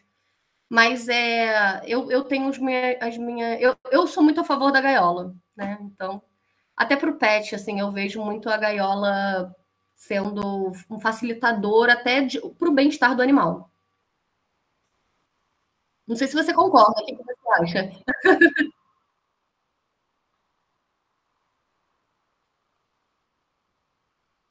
Então, aí eu até brincava com isso em sala, porque a maioria das pessoas, né, quando entra na sala, elas são muito reticentes à gaiola. E aí eu falo assim, gente, eles não estão na gaiola assim, ai, que saudade do tempo dos campos verdejantes que eu estava pulando, ou o meu pai, ele pulava nos campos. Não é, né? Ele nasceu ali, o que ele conhece é aquela gaiola, então você tirar ele dali é horroroso para ele. Ele fica assim, meu Deus, o que estão me botando nesse negócio verde aqui, úmido, que tem um pó que eu não entendo? É meio isso, né? Assim, até meio esdrúxulamente falando. É isso, mas a gente tem que pensar nesses pontos, e não só no o coelho feliz, é um coelho solto. Que também pode ser criado solto, né? Também não posso falar isso, não pode ser criado solto.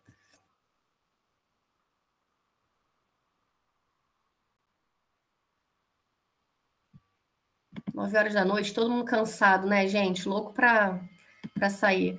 Mas eu agradeço, poxa, achei que veio bastante. Acho que a grande maioria são os alunos, né? Então, agradeço muito pela presença de todo mundo. Vocês terem aguentado 2 horas de palestra não é fácil. Tentei colocar o máximo de informações possíveis, porém, existem outras doenças que a gente poderia falar. Tipo, sei lá, não botei listeriose, eu não botei pneumonia, não botei tuberculose, a própria toxoplasmose que eu falei, porque não são doenças muito comuns que a gente vê, mas para vocês saberem que existe a possibilidade dos coelhos terem e que o nosso plano A sempre é controle e profilaxia. E eu espero que tenha ajudado também Manu. E eu espero também que tenha ajudado Agora que eu vi que você tá aí. Que tenha ajudado na prova de vocês. Vamos!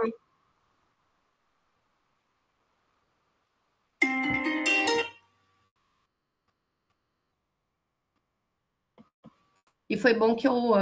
É melhor eu parar a apresentação para conseguir colocar todo mundo, né? Acho que assim a gente consegue mais pessoas. Peraí, eu acho que até tem como. Só que eu acho que não aparece todo mundo. Nada. Ai, gente, vamos ver. Eu quero ver o rostinho de vocês. Débora foi corajosa. Quem É mais que no vai meu ser? caso eu não tenho câmera no computador, então não tem como abrir. Gabriel.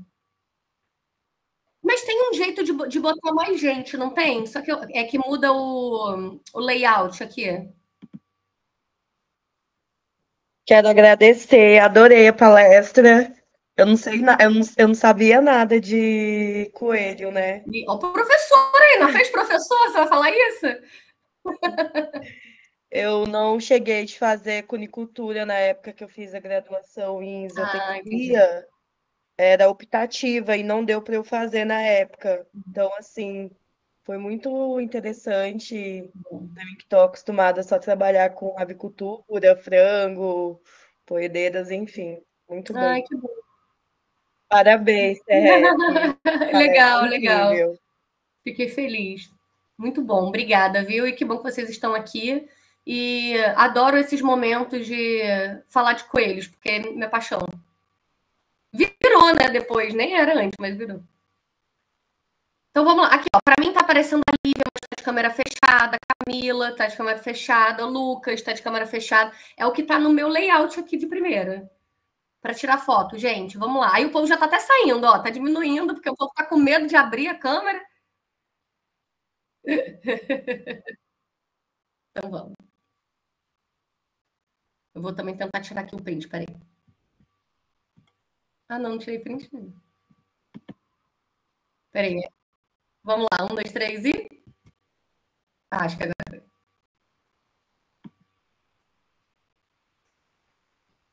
Vou mandar lá no grupo. Obrigada, Jean, pelo convite. Adorei. Conte sempre comigo aí no que você precisar. E vai ser ótimo.